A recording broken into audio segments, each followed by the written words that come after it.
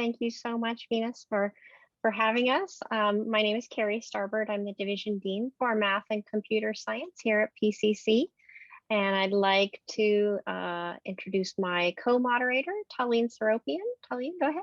Hi, everybody. Nice to see you all. I definitely see some familiar faces or names in the crowd. So happy Pi Day, happy Sunday. I'm a counselor at PCC. I work kind of closely with the math department, so I'm pretty excited to be here. Hopefully you're going to really enjoy our panelists. We have a great group of 12 different staff and students and alumni. So we're excited to have them introduce themselves today. If you do have any questions in Q&A, we are going to ask you to hold off on that, but you can definitely put it in the chat a little later on. And then I would say direct message us so it doesn't get lost in the mix. So either direct message myself or Carrie, because I think it might get a little missed in the Q&A, and we want your questions to be answered. Okay. Carrie, you want to start off? Yeah. So as Talene mentioned, we have a nice mixture of faculty and students with us here today. And so I'm going to have each one of the panelists introduce themselves. And we'll start with Sophia Barber. Sophia? Hi, I'm Sophia Barber. I'm a molecular and cell bio major here at PCC, the external vice president of Pi Club, and a member of the Academic Commission Student Service and ICC funding committees. I'm also working on a couple of research projects with Dr. Ashcroft, and I'm a NatSci STEM Center tutor. Great, thank you, Sophia. And up next is Dr. Ann Davis. Dr. D, you are muted, just so you know. That is the clarion call of 2020. You're muted.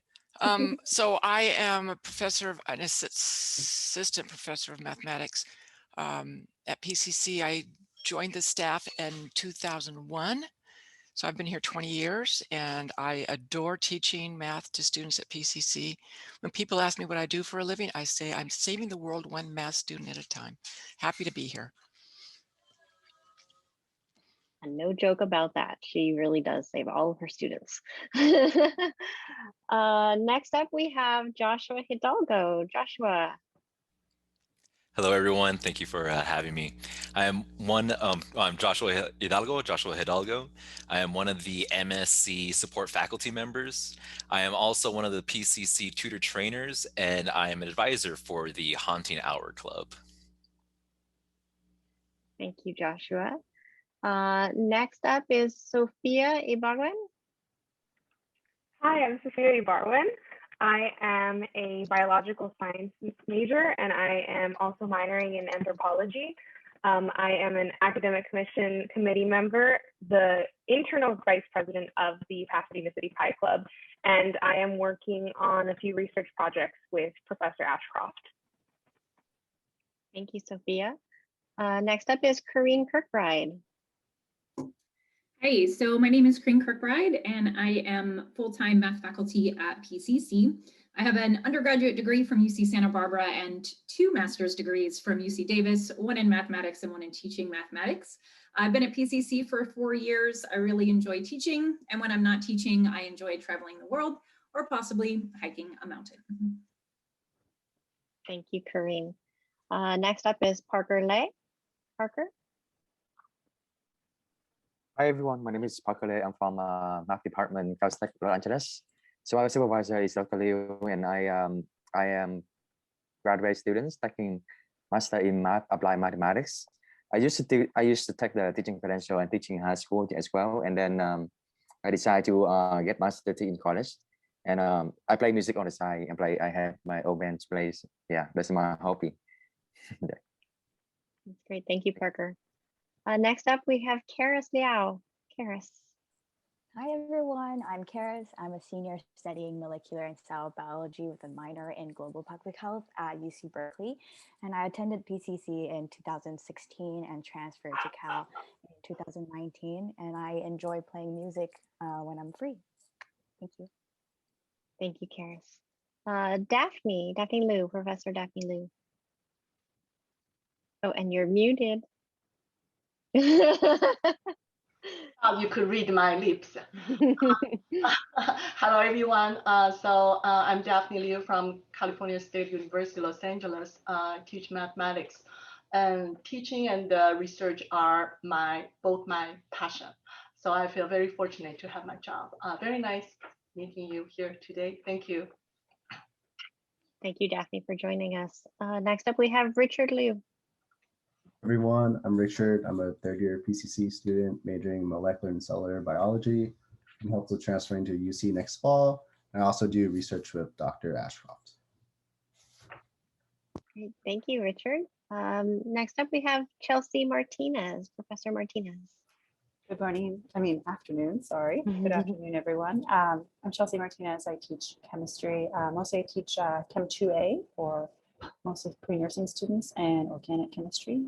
And I was a math minor in college. So before PCC, I taught at Oberlin College and Colorado College. And then I was an adjunct around LA, and this is my third year. Thank you, Chelsea. Next up, we have Anahid Marzatoni. Sorry, Anahid. Yes. Hi, everyone. It's great to be here. See these happy faces. Good afternoon.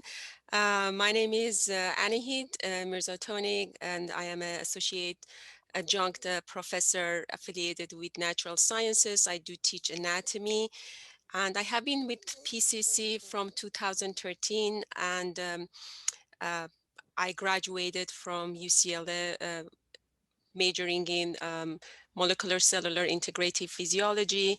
And believe it or not, during the pandemic, I learned how to take care of baby bunnies because my bunny gave birth to 4 little ones. So I realized the physiology of anatomy of rabbits are very different than humans, guys, trust me. So it is great to see you all. Thank you, Anahid. And last up, we have Venus Nguyen. Venus. Thank you. Hi, everyone. I'm Venus, second year international student at PCC. I'm also the president of Pi Club. My major is computer science and hopefully will transfer to Cal Poly Pomona or UCLA. It's my honor to be here today and share some of my tips with all of you. Thank you. Thank you, Venus. Okay, so our panelists have worked really hard in preparing for some of our questions. So as you're hearing their answers, think about other questions you may have, asking them to follow up or anything like that. So remember, try and jot down your questions, and these are going to be some really great tips because the hope is that you will all continue to be successful students. All right, we're going to start with our first question, which is, and I'm going to put it in the chat because I do know that some people like me are visual learners. So I'm going to go ahead and put that in the chat and read it out loud.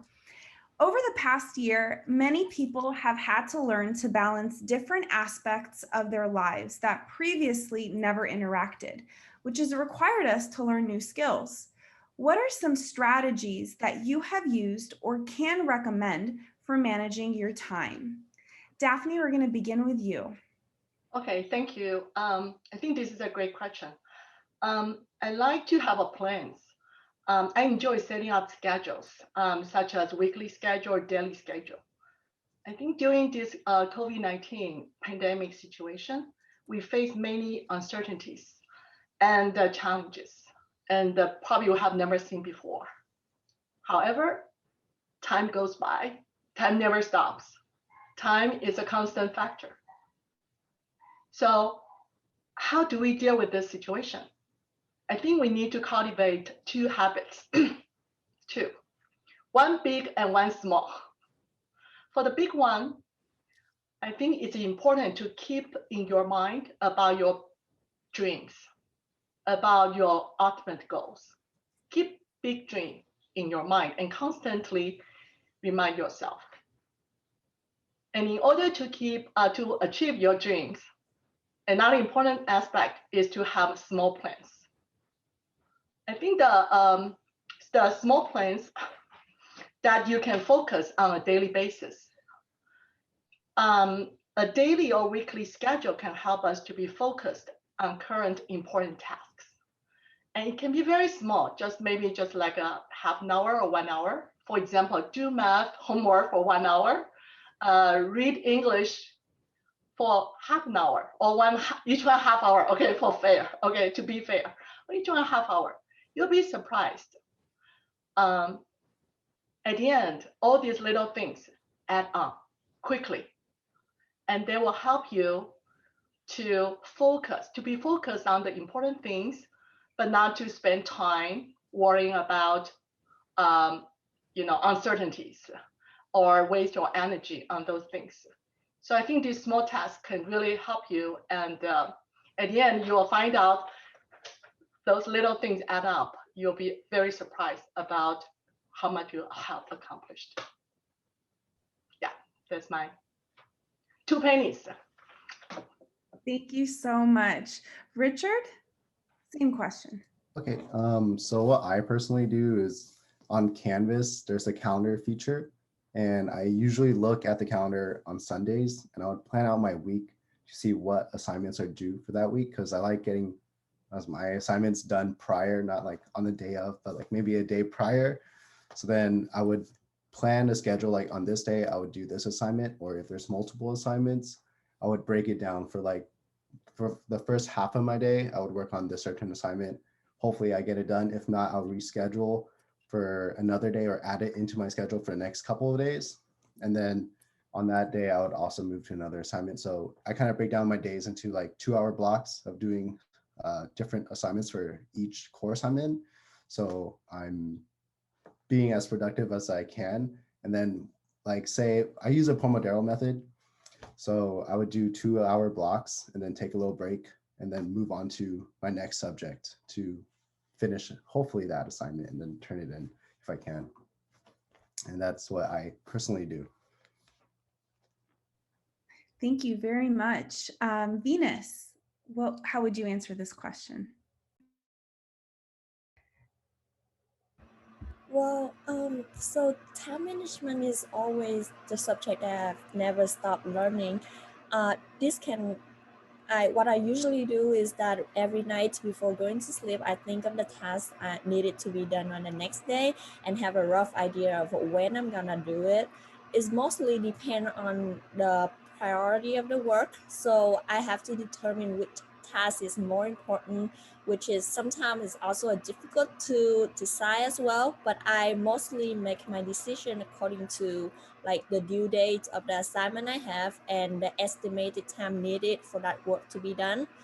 Also, I often divided my homework assignment into smaller tasks so that I don't feel like bored doing the same one subject for the whole entire day. Or it also prevents me from using the whole day just to do only one task, which I'm not so sure that if I complete it or not. So I would say that by doing so, it helps me to schedule my work easier and in a more effective way. One more thing I want to share is that there's an app called Forest. I didn't have a chance to try it myself, but I know about it via a workshop that I attended. So the purpose of this app is to help people reduce the time they spend on their phone. As I remember, it works like a little game.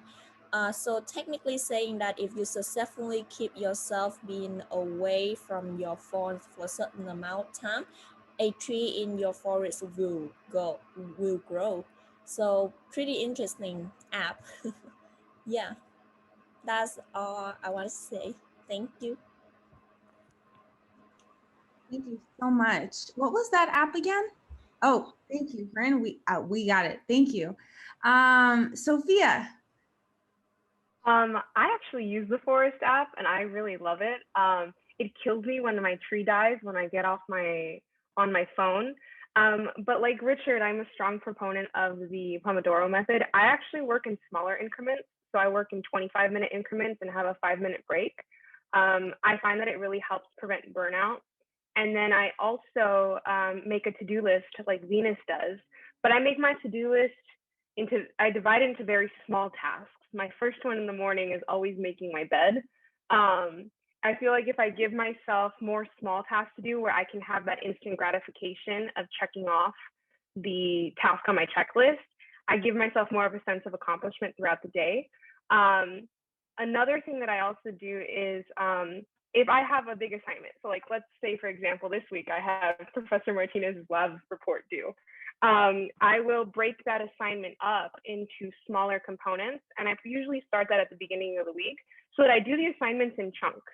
Not only does that help me come back and revise later, it also allows me to get more done throughout the day, so that by the time Thursday comes and the lab report's due on Friday, I have the majority of it already done, and it's just last minute checking. So I think that making sure that you break your assignments up, even if it's just for like an hour or 2 hours a day, it really helps you stay ahead of your work and not get behind.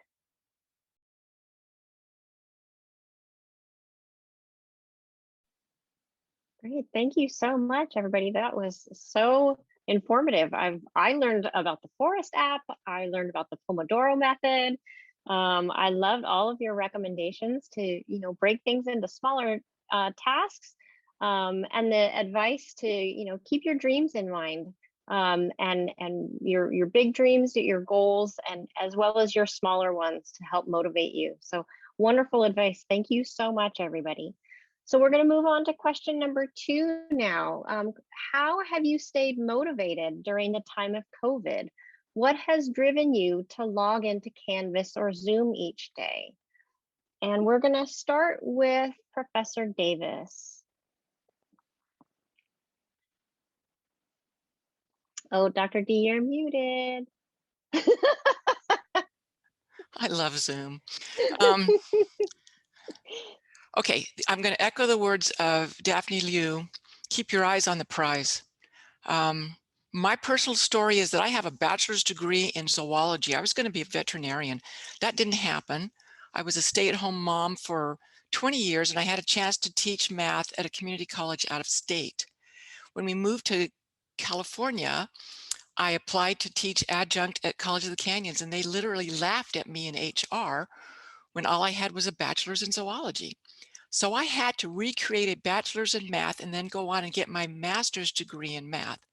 And it took 5 or 6 years because I started at intermediate algebra and just kept going.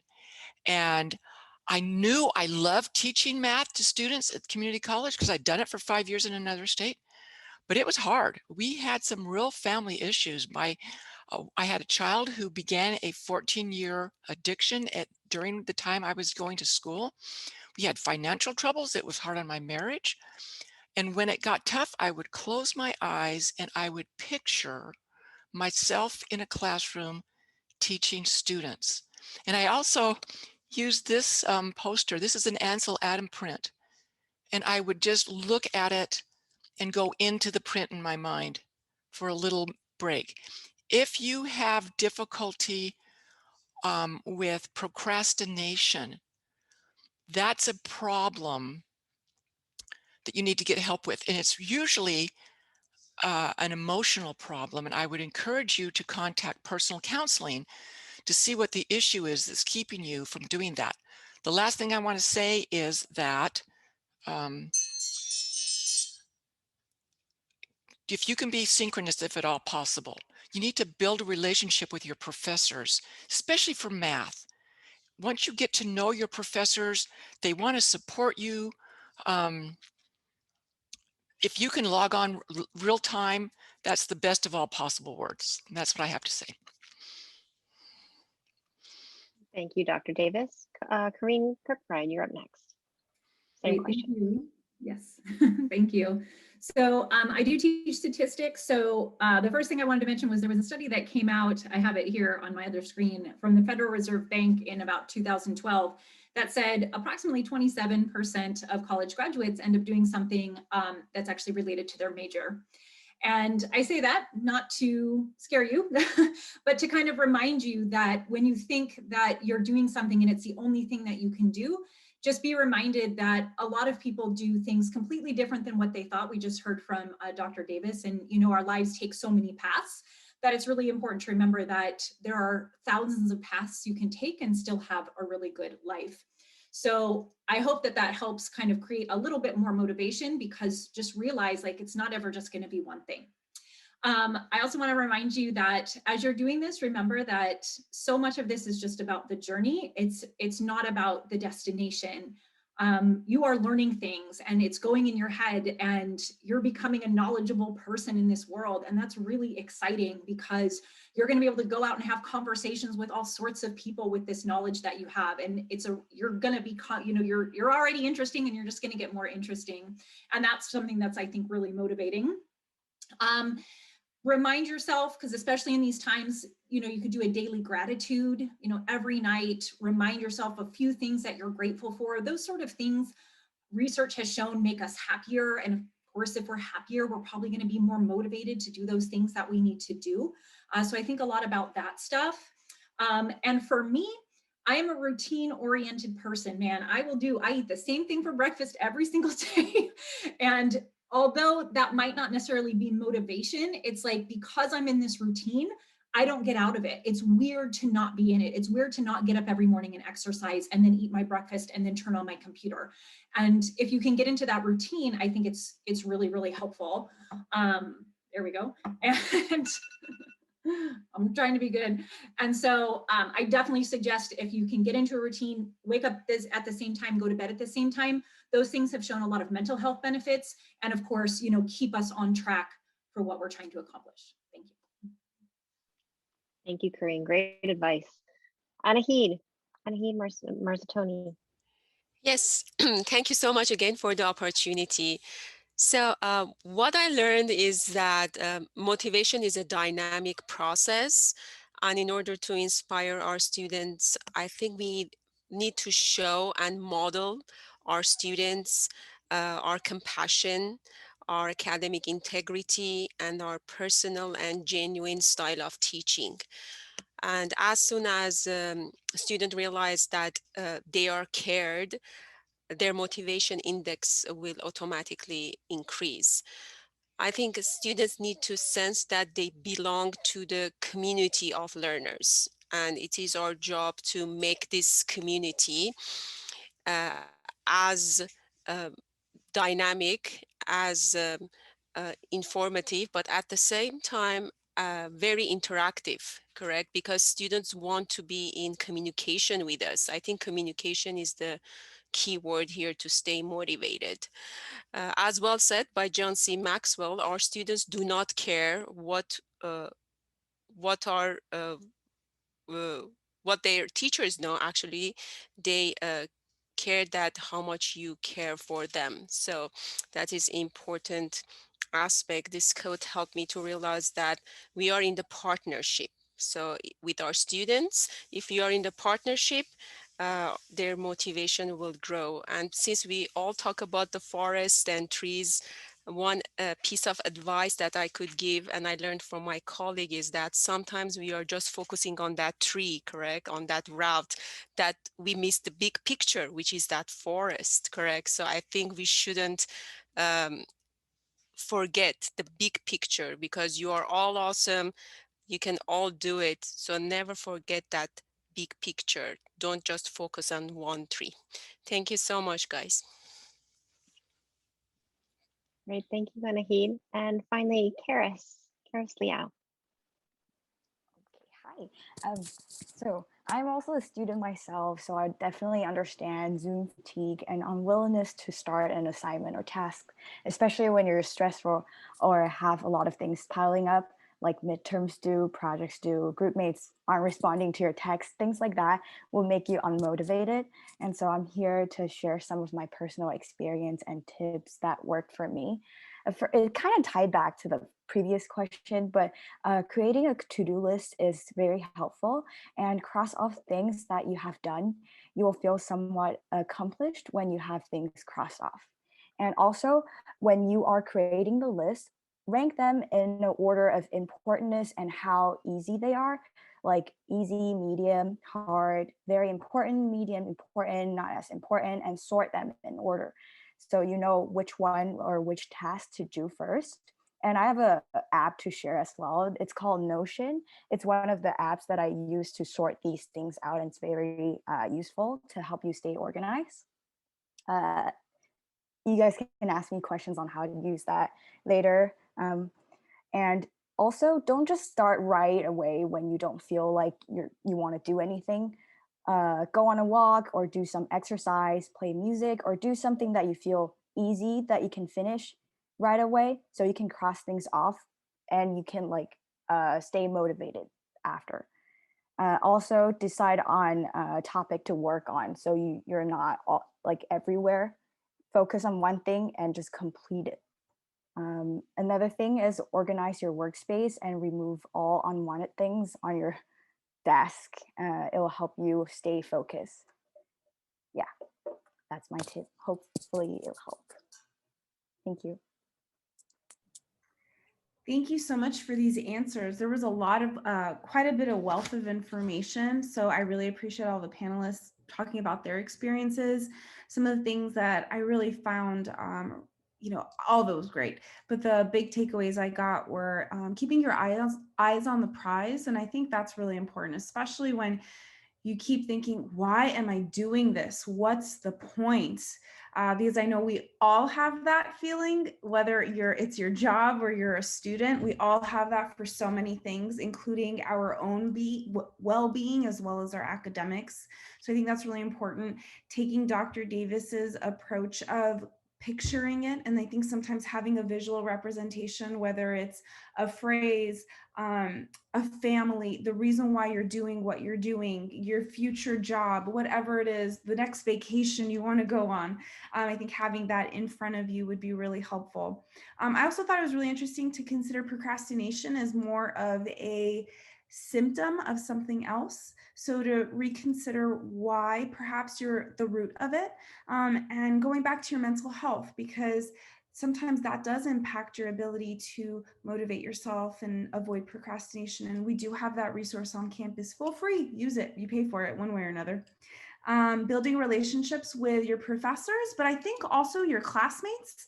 And while it's really challenging to do so, the fact that you're all here for Pi Day on a Sunday means that you trust and believe in community. So I know a lot of you are DMing me, which is awesome. DM each other. You never know how you can build friendships and collaborations with each other. So apparently I'm going to have an appointment with somebody soon because we're going to find a counseling time. So I'm glad you hit me up, whoever you are. I'm not going to say who. I think also the journey over the destination. Many students I meet with, it's like, what's my ed plan? How am I going to get out of here? I'm like, all right, but what are you going to do along the way? And I think it's those skills that you build that are even more important, because I was an English major. I'm not an English teacher, but it's all the skills I developed that got me to be a counselor. And as we know, so many people don't necessarily start with and end at the same destination. I really, really liked having a focused space and a clean desk, because sometimes having things organized and a routine of sorts makes you less overwhelmed. Do you know what I do when I'm stressed out? I clean my apartment. And I think a cluttered free space makes me less stressed out. So maybe it means making your bed or making a checklist and crossing it off. And I do agree, Zoom fatigue is real. Sometimes you got to shut off your computer, turn off your phone, and be one with yourself, because then you'll be more motivated to go back and try again. There's so much more I could say, but there's the Notion app. So we linked that also. Apparently it's an app day, appropriate for a lot of you STEM people. You're teaching me a lot. All right, now I'm going to stop babbling and give our awesome panelists more time. And so we have question number 3. And this is a big one. As a counselor, I'm all about it. So here we go. What resources have you found that have helped you be successful during remote learning? Okay, so really talking about those resources. And we're going to start with Parker. Oh, hi. So first, have you mentioned that there's one day you can attend to different classes in different state, like back to back? That seems impossible, right? So for me, during the pandemic, the first thing that's done is that you can attend to different classes in, like for me, I'm going to the Berkeley Collective Music in Boston. I don't need to go there. And then also there are many free online resources such as homemade DIY and self-learning videos. And undeniably, you have Google and YouTube that you can research for everything. And then so moreover, there are more resourceful events that now they are being offered for free because due to the pandemic.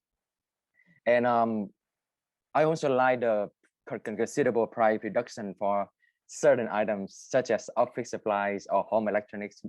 Those are also the resources that's helped me to set up my working at home and my study at home.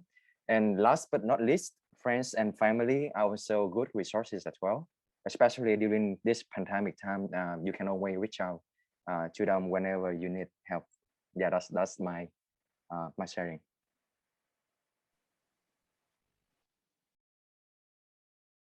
Oh yeah, that's me. I got so mesmerized. Sophia, if you can answer the question about resources. Of course. One thing I really can't stress enough is going to your professor's office hours. I probably went to every single office hour of my Chem A professor last semester while I was preparing for the final. I find it most helpful to do as many practice problems as I can before office hours, take a picture of the ones I struggled on, and then ask them during office hours. But even if you don't have any questions, going to office hours and listening to your classmates' questions can also be very beneficial. I also will sometimes go to my professor's office hours when I don't have any questions and just do practice problems, because I found that knowing that I only have a limited amount of time where they will be available for questions makes me more motivated to get my work done in a timely manner.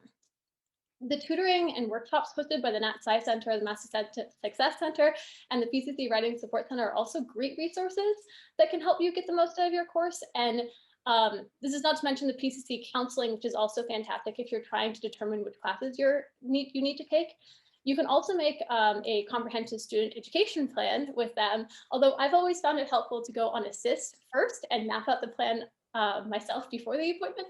That may be just me being overprepared though. Additionally, if you're eligible and haven't yet joined the honors program, I highly recommend you doing so. Not only do you have smaller class sizes and access to honors counseling, but you also get priority consideration for transfer to certain schools. And then in regards to resources outside of PCC, Rate My Professor is extremely helpful. I really recommend using it before you register for a class. You can take a lot of the reviews with a grain of salt, but they do give you a rough overview of your professor's teaching style. So by looking up all the potential professors on Rate My Professor before you register, you can better determine which professor's teaching style best matches your learning style and will be more set up for success. Okay, awesome, perfect. And actually, I love when students check Assist before they come, because then you come prepared with questions. So I think it's a great thing. All right, here we go. Joshua, can you please provide some of your insight? Yeah, sure. A couple of things that I've heard along the way today, and that's like connecting and building community. And one way to kind of keep connected, stay connected, is by resources like this, Zoom, or similar to this would be like Discord. You know, you can connect with instructors using Zoom or Discord, or with each other. I mean, we're here right now learning from each other. You know, we're all a great resource. We have students, we have faculty, we've got alumni. So we can learn from each other. You know, people are a great resource. Excuse me.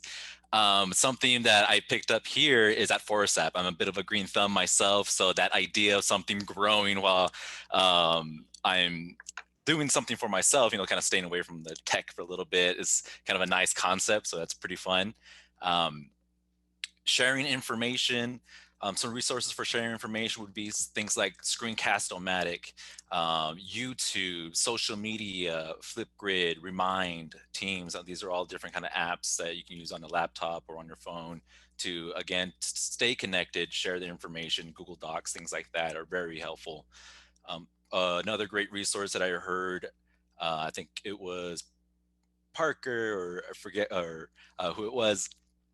There's the use of tutorials, things like YouTube, finding tutorials for how to use maybe a particular program that you're using, or if it's a kind of your weekend day off and you want to take care of a DIY, you know, YouTube is a great resource for that.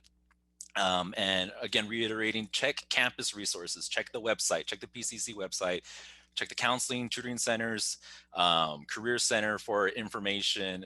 And there's often information there about the community so that you can find out what's going on, you know, in your area. That's what I like to share. Thank you. Chelsea? Hi.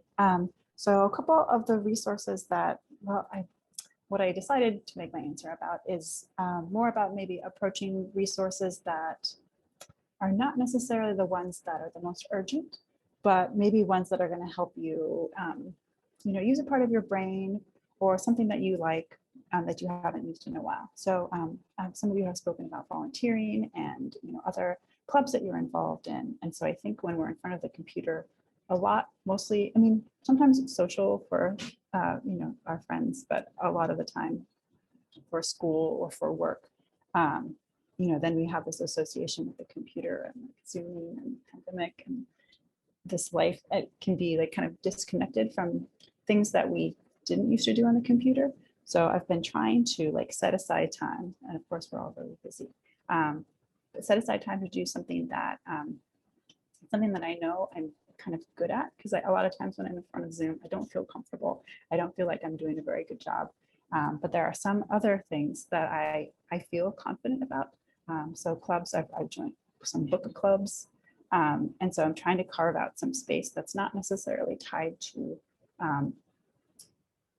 time management or resources for improving, although I have done a lot of teacher trainings and stuff, but kind of some things where I know that I'm going to feel confident in that space, and I'm going to be able to, something that I miss from before pandemic life is like interacting with strangers and meeting new people.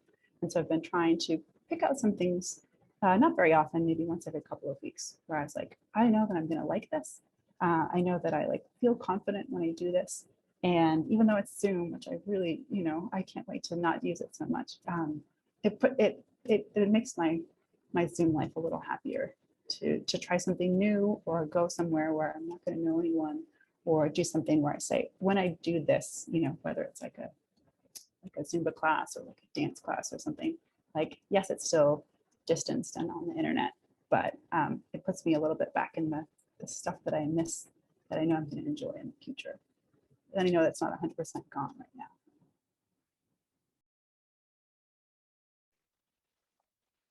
Great. Thank you so much, everybody, for providing your resources. I heard a lot of great answers. So did my cat, as a lot of you have commented about the helper that I have here. He just loves to be on Zoom.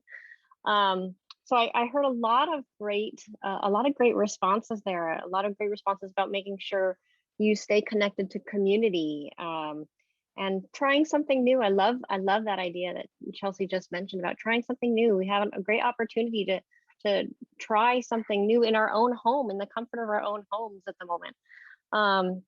Reaching out to professors to make sure that you visit their office hours and try to utilize their knowledge to improve your success in your classes as much as possible. I love that idea. The workshops in the Math Success Center and the Writing Success Center, as well as the tutoring that's available, another great resource that we have on campus, as well as our counselors. Our counselors are a wealth of knowledge and can really help set you on a path for success to transfer or reach whatever goal it is that you're trying to achieve. I also heard about the honors program and what a great program the honors program is for students that are involved in it. So if you're not familiar with the honors program, I'm hoping one of the panelists can do a quick search of the PCC website and drop the link in the chat for the honors program. I see everybody typing away at their computer. So thank you, everybody. What a wonderful set of answers we have for different resources. And I'm sure a lot of you have different resources that you know about that haven't been mentioned. So maybe at the end, we'll have a chance to share some of those as well. I do think we have a little time for our fourth question. And so what I'm going to do is open this up to maybe a couple of our panelists to answer the fourth question. And we don't have anybody specific picked out. So if you are interested in answering the fourth question, we're just gonna see who's gonna unmute themselves first and start talking. So for the fourth question, there's been a heightened awareness of the importance of tending to our physical, mental, and emotional needs over the past year. What self-care techniques have you found to be the most effective for you? Oh, and I see people have raised their electronic hands. So let's go ahead and do that. Let's go first with Sophia, and then we'll go to Karine. I typically find it most helpful to pick up a book. Just gets me out of my head a little bit, which has been really important given the year I'm sure everyone has had. Also, spending time with family has been really important for me. So I try and make sure I take a couple hours at least during my week to go on walks or watch a movie with my mom. It really grounds me and really helps prevent burnout. Great. Karine. So about 5 or 6 years ago, I picked up meditation. So I would suggest that. I wish I started it 20 years ago when I was in college. I put an app in the chat. I actually use the Calm app, but I get it free through Kaiser. So if you have Kaiser, you can get the Calm app for free, but I put the Insight. I also use Insight Timer as well. Meditation can really allow you to, let go a lot of those thoughts. They talk a lot with meditation about the monkey mind, and like I said, it's literally been one of the best things that I started in my life, and I wish I had done it sooner. So I definitely suggest it. You can do 5 minutes a day, 10 minutes a day. You never know, what your life could be like with just a little more of that calm feeling that you can get with meditation. Great, thank you, Karine. We have a lot of people that were willing to jump in and share things here. So I apologize. I'm just going to go in the order I see you on my screen. I don't know what order you've raised your hands. So we're going to go with Venus next.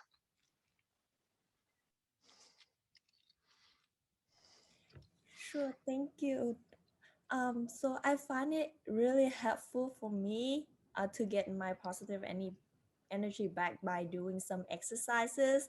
It doesn't have to be like several hours long or like you have to be attending an intensive exercise. It's just like do some stretching or like just dance a little bit for 5, 10, 15 minutes is good enough.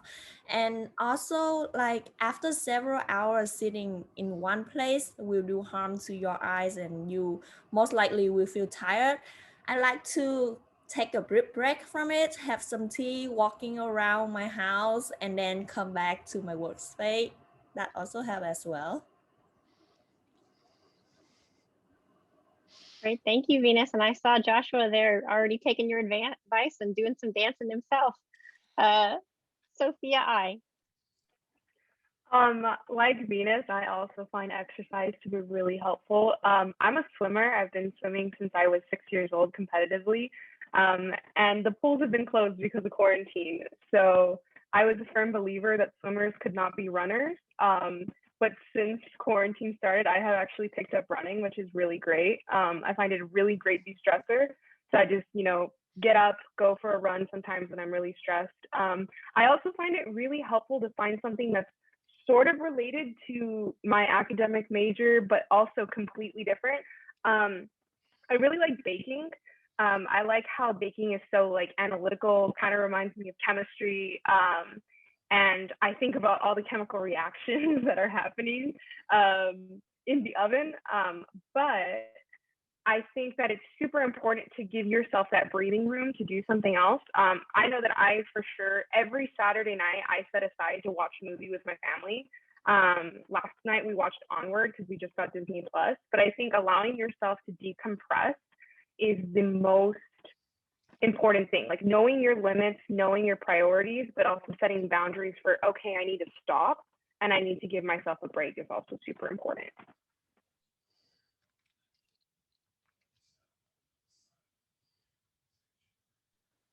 wonderful advice. Thank you, Sophia. Richard. Yeah, like throughout my day, I'm pretty busy at work and like do schoolwork for most of my day. But I try to set off at least an hour before bed to do stuff like that I enjoy, which is usually music. I grew up playing musical instruments, and after high school, I stopped playing musical instruments and recently got into DJing and producing music. So that's what I enjoy to do as a stress reliever from like the stress of my day. So I would suggest like just to do like set off some time to do something you enjoy or previous passions you want to get back into. Thank you, Richard. Dr. Davis. And I'm not muted. My advice is get outside every day. Get outside every day. The sunshine is the best medication I can take. And I'm hearing a lot of people talk about you need balance. in your life. So monitor your emotions. And if things start to go south emotionally, get help right away. Don't wait. Get to personal counseling. If you have insurance, get to a therapist. Thank you. Chelsea. So like Sophia, I used to swim and now I run, although I definitely wouldn't think of myself as a runner. But I also started keeping a journal, which I never really have done. And I tried doing it for like giving myself like a page to write, and I ended up not sticking with that. But I did stick to like a half a page. And I found that it's nice to mostly, not so much the writing, although that can be nice to do at the end of the day as a kind of winding down thing. But I have gone back to look at things that I have written and things that I forgot. Some of them are just very small things, like things that I saw outside or a conversation I overheard.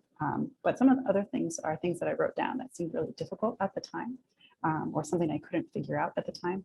And a lot of times when I look back at those, and sometimes I'll just flip through and just sort of randomly pick something to reread. There's so many things that seem kind of impossible, or at least just like not going away, these lingering things that are now kind of gone. Things that I was scared about the pandemic, or things with school that seemed so challenging that I couldn't in the moment figure out. And so I think when I'm gloomy about the pandemic, I think that like, oh, everything's just been the same. I haven't gotten to do new things. I haven't really learned that much. But when I look back at my journal, I can see all these things that like I figured out, and stuff, and people that I met, or I did get to spend more time in nature sometimes because I didn't have to spend so much time in my car. So that has helped me to write down some things that have been good, because so many of those little things you forget. Our brain can only fit so much in.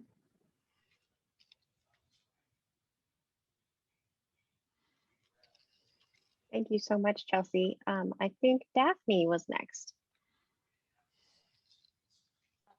Okay, so I want to echo a few things that the previous speaker mentioned already. First of all, I want to let you know that even though I've been teaching for almost more than 30 years already, I feel nervous too before my class. I feel nervous. I feel like something computer doesn't work or Zoom doesn't work. So I always feel nervous. So when I feel nervous, the first thing I want to do is, of course, I do meditation. Meditation really help me also, to calm down and then deep breath. One thing I think that can help me instantly is I just look at outside. So like Dr. Debbie said, you go outside, I look at outside, I just smell the fresh air. I look at the flowers. I hear the birds chirping. I feel like they are talking to me. And really calming down. I feel the nature is very wisdom, a lot of wisdom there, and that can really calm me down. So thank you.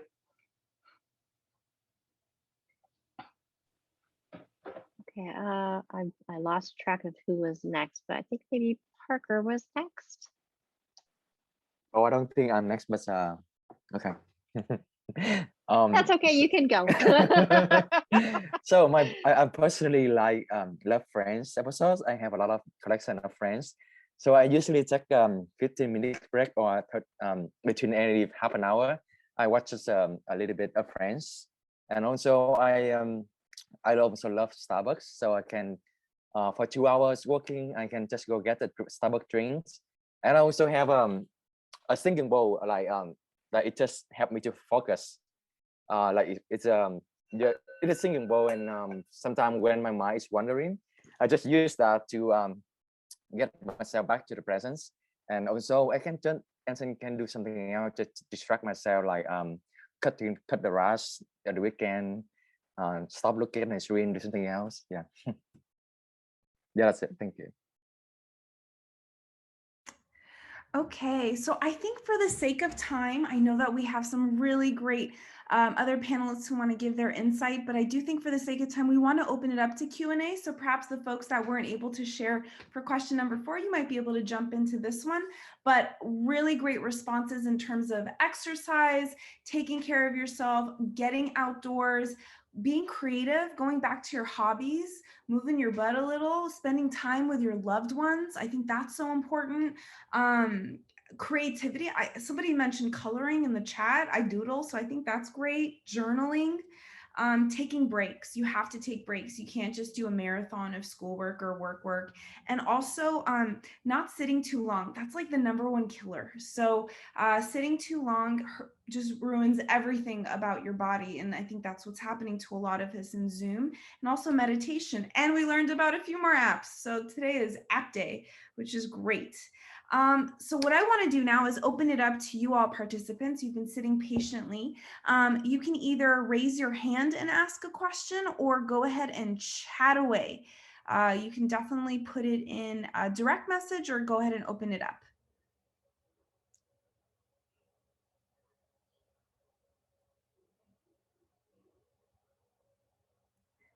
Anyone out there?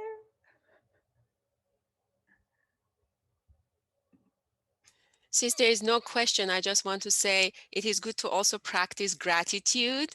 And the best way to do that, keep smiling, guys, because these days with this mask, we cannot see these lovely faces I miss so much. So I think seeing and practicing smiling, we already know biologically, it releases these natural chemicals, endorphins, serotonin,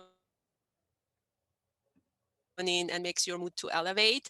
I think we should practice smiling, and that will ease. It gives the positive energy. I know with the mask, I don't know, maybe the other mask that shows your mouth is much better, but I think our eyes also say a lot about how do we feel, correct? So keep smiling, guys. That was just a quick note. That's great. Positive energy, absolutely. Chelsea, you have your hand up? No? Okay. Any questions? So Talene, can I just say, I don't want to go against what was just said because I do think smiling is good too, but I think it's important to always remember that whatever feelings you're feeling are completely valid and they are yours and you should feel them. I have never cried as much as I cried 1 year ago. It was one of the hardest things I've ever had to do in my life, going remote teaching, and I've come so far from it, since then with what I've learned. But it reminds us, like, I can be a full-on adult and still need to cry sometimes because of how there were things that were hard. And it's okay to cry, just as we just heard, these different biological things we do change like us in a good way. So even crying is a very good release for us if you need to do that. And then just remember that everything in life is impermanent, and the way that you feel right now is not going to be the way that you feel 5 minutes from now, 1 hour from now, a day from now, a year from now. And to remember that, because we can get very caught up in this moment, and there is so much more, that we have to, that the farther we have to go. So just try to remember that too. Absolutely. I think it's really important to honor the present moment. It won't be forever. So I'm really glad you mentioned that. And man, have I cried more in the last year than in a long time. And even I still do it. So even though we were 1 year in the pandemic, Tuesday, definitely thought I can't be a counselor anymore. I got to quit. This can't be the rest of my life. And it was a really stressful day and it passed. I cried it out, talked to a couple of people, watched some bad TV, new person. Oh, and my therapist, because, Tuesday night therapy. Let's see. Yeah, this too shall pass. That's a good one. All right. I do think this is a good time to end if there are no questions. 3 minutes early. I'm never on time, so I love this. I just want to say I was really happy that I was asked to be a co-moderator.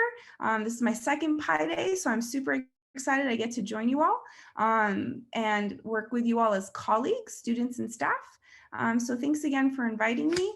Please see a counselor before you register for classes because we're all always busy, but really, really busy right before registration. So just got to throw that out there. And yes, we are super slammed and never have appointments. I should talk to my boss about that. But Talene is an awesome counselor. So if you can get an appointment with her, you should do it. Thank you so much, everybody, for coming. I hope you got some valuable information from today. I think everybody can go out to the main Zoom room, and there'll be a little final farewell for everybody. But thank you so much for coming today to celebrate Pi Day with all of us. Thank you. Go eat pie. Thank you, everyone. Thank you. Y'all take care. Thank you, everyone. Thank you, everyone. Guys, keep it up.